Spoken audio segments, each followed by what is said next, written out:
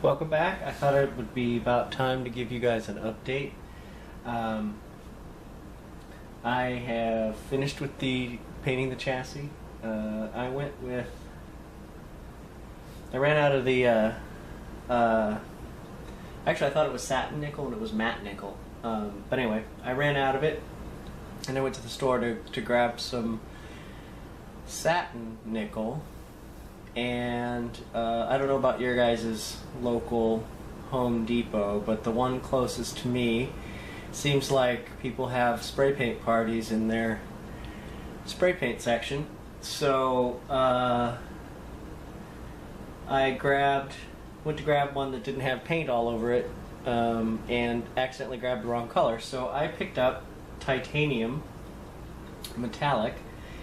So this is a little sparklier than I had anticipated, as you can see. But all in all, the chassis seems to have come out pretty nice. I also used, there was some pretty bad pitting. I don't know, you can still see some of it because I just did not want to cake on so much. See, I think, yeah, you can see there's a spot there. Or not. Where did it go? Oh, it's actually right there. Let's see. Well, maybe you can't see it on the camera. It's right here, and I guess that's it. It looks different with the power supply on there. Anyway, I used the heavy-bodied primer to do a little fill-in. I didn't want to use too much because I didn't want it to fill in where the chassis or the serial numbers are, etc. I masked off the number up in the front. Managed to polish up the caps here, put a new grid cap wire on. I still have to put another grid cap wire here. I'll end up using the yellow again because although they were green, all I have is the 600 volt cloth covered wire, and it's too thick. It doesn't fit through the, well, it wouldn't fit through the hole in the grid cap, and it doesn't fit through the rivet holes in the chassis either. So, and I mean, not that I would need 600 volt wire for the grid caps anyway, but so it'll end up being yellow because I haven't ordered any wire. So I thought what I would do, now that I finished the power supply as well, and I put it back on, I ended up reusing the grommets. They were still good, really, and it's on there the way it should be. So I don't remember exactly where I left off before, but I did fit the two smaller caps down in here. This is the 1 microfarad, and actually what you can't see is the flat 0.05, or I'm sorry, 0.5 microfarad, 600 volts each. Put the vibrator back, put the vibrator back, put the wax back, and I also have the this part is done as well. Got a little dirty, but this paint is oil-based also, and it actually ended up taking it a week before it was cured enough for me to touch. And in fact, I can't really smell the paint anymore, but it's, you know, this oil-based paint takes months, maybe even years to cure. So anyhow, so it's all back together, and I replaced wire. This is the positive coming out of here. So what I thought I would go ahead and do is let's see how many volts I get out of this, if anything. Well, I hope I get something. And so I went ahead and soldered up, this is actually the the old cord from the 4125. I'm sorry, not the 4125. This is the old cord from the 3812. So I have it hooked up. I have it hooked up to the my little homemade battery eliminator here. Again, I really wish I had a scope so I could see how noisy this thing is, but well, I guess we'll find out if we can get the radio to work. And on top of that, I do have my eyes on a scope, and I think I might actually buy a brand new one. I'm not sure I want to mess around with eBay on that kind of stuff. I don't know. But, oh, the other thing I did was I tried to rejuvenate the bias cells. There's a couple of different methods for this. The method that may or may not be the most successful, I'm not sure yet, because I haven't actually tried it, is the one that's on the Philco repair bench, Chuck Schwark, where you drill a very small hole in the top of the cell. Get you in there. I haven't used my camera in a couple weeks, and I'm like big ol' amateur again. So, as you drill a hole in the top on one of the sides, near the side of here, very carefully. They say there's a membrane in here that you're not supposed to pierce, I believe, if I read that correctly. And once you've drilled that hole in there, you take a syringe and you put a couple drops of distilled water in, and then seal the hole back up with, I guess, silicone or a glue gun if you wanted, I suppose. But the other method was to drop these into a pan of, or in my case, a dish of boiling water, and then let it cool. And it did bubble up, and as it cools, they say that it'll suck the water into it. And it seems to have worked, because it does have there is some voltage I'm getting on these things. Now I'm using my Radio Shack analog, my old one, because it's on DC. It's got the highest impedance of any of the meters I've got, and it's 20,000. And besides that, but these would not register on my digital multimeter. I was gonna try the vacuum tube voltmeter, but I didn't. It's only 11,000 anyway, so I'm assuming since this is since the multimeter here is 10,000, it probably wouldn't register. So I'm just going to go ahead and show you here that I've got, I think, what is 0.6 volts out of two of them, and like 0.8 out of another. I've got this backwards. On these ones, the body, unlike, button cells, the body is negative on these. So if you can take a look here, I'm getting, well, 0.75 volts out of one, and just about, what is that, 0.6 out of the second one, and 0.7 out of the third one. Now these are supposed to be 1 volt each, plus or minus 1%. I also did a little bit of research on these. So if I stack the three together, I'm getting 1.65 volts. I don't know if that's enough to bias this, but if this does work, I do have the choice of just shorting out the, or I should say, I have the choice of putting a high resistor in place of the batteries, the cells. I believe that's what John ended up doing, because I think if I remember correctly, on his it was passing radio frequencies through his button cells that he spent all that time getting into the little cups. But be that as it may,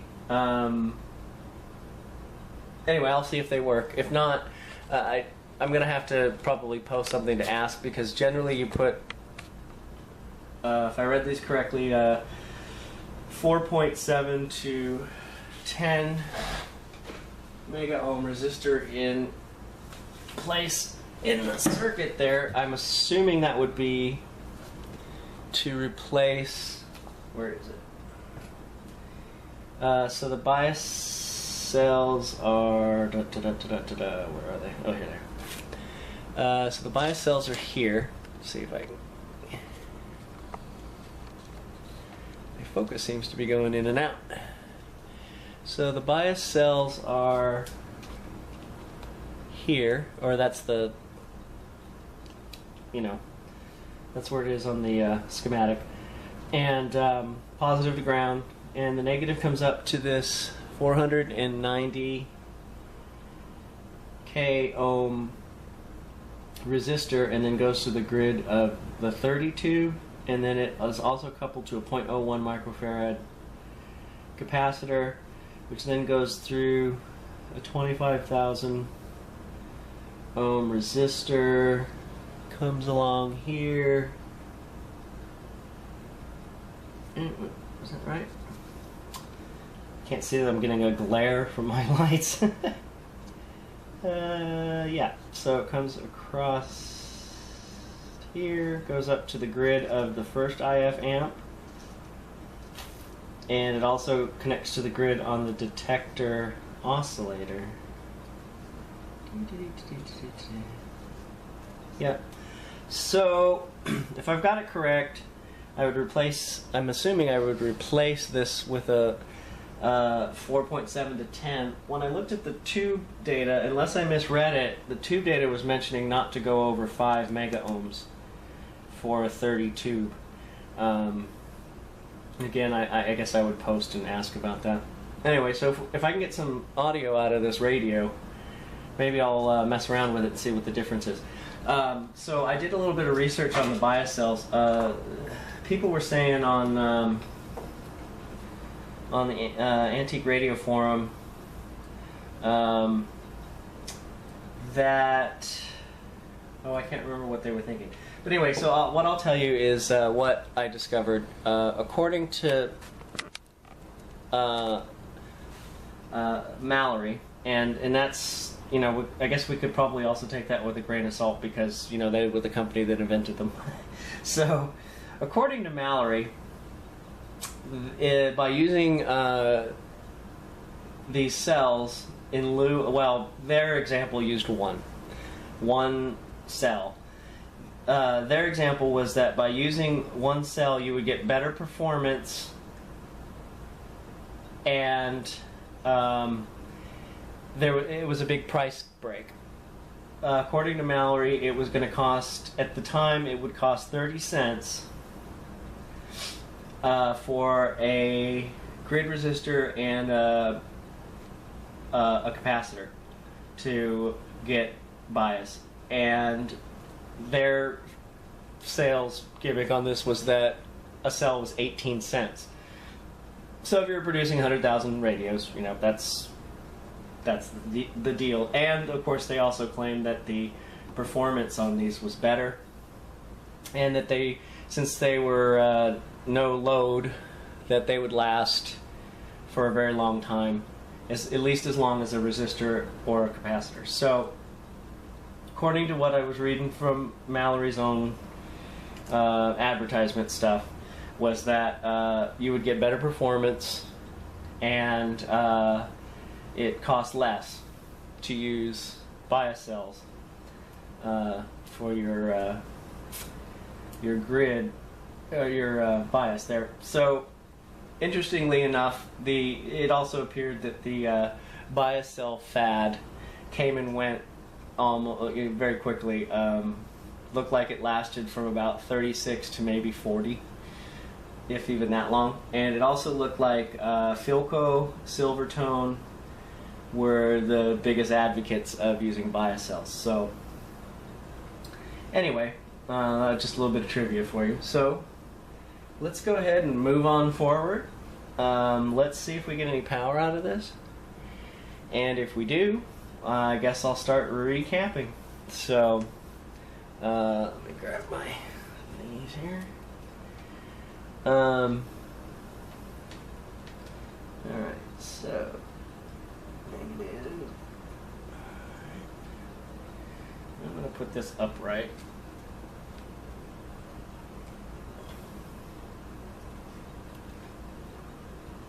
You know, this is significantly heavier when I have this power supply on here. Goodness. Alright, well, now I've got the lamp cord all caught up. So here we go. Hopefully you guys can see that. And I'm going to see if I can... Let's see if we can get all of this in view here. Alright, well, since I'm bypassing the switch on here, it's going to come on when this comes on. So, this, I've already got 1.3 volts. Oh, oops. I guess it would help if I turned on the power. Alright, and again with my lovely Variac that dims the lights. Alright. So let's take a peek here and let's see what happens when we turn this on. Let me see if I can get everything in view here. So if we go up in smoke, y'all can see it. Alright. So let's see what happens. Okay, everybody duck.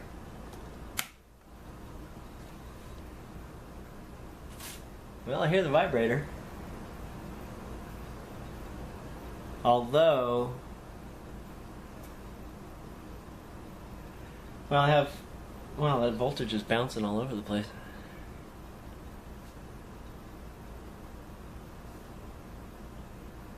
Oh, maybe it's my connection. I don't know, you know,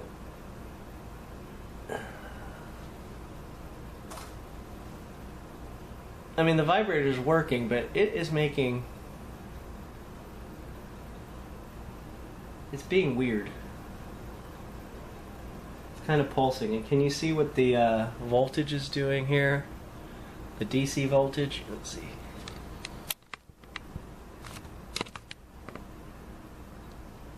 You can see the lights flickering too. I don't know if... I wonder if this vibrator's not any good. Or maybe they're supposed to do this. I don't know, because I've never...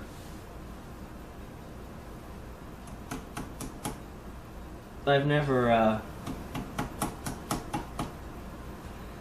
I've never even seen a vibrator radio work, so... But, yeah, because the voltage is just bouncing all over the place. And I don't even know if 135 volts is what I'm supposed to have, either. Although I guess I should say that at least, yeah, I don't know if that's supposed to be bouncing all over the place. Although I'm kind of tickled that I even have any voltage.